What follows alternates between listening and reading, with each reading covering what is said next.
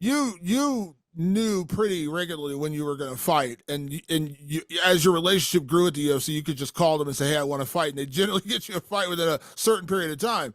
But what do you make of it when you hear all these guys? And let's be honest, these are not just like prelim guys; these are champions who are saying, "Hey, we're getting sidelined, and we have no idea what's going on."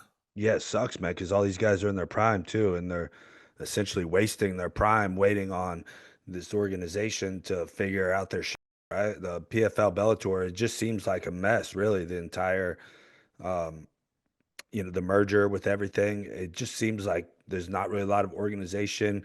You said there's a fight happening this weekend that nobody even really knows is happening. Um, I think they lost their ass on the Ngannou fight.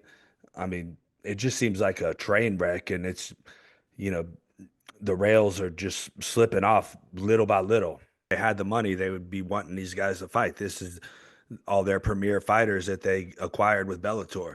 Of course, they want these guys to fight, get them out there, and you put on shows for the fans. And us hardcore fans that do follow Bellator, these are the guys we want to see fight.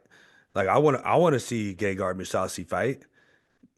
But guys like Patchy Mix that are in their prime, they should be fighting. I want to see him fight. I want to see Aaron Pico fight. I want to see Corey Anderson fight. This is just a bad look, and especially when these guys start coming out publicly about it, it just looks terrible for the PFL Bellator. And man, like I said, it looks like a train wreck on its way, right? Like it's just the train's gonna fall off at some point and explode. And Here's the thing.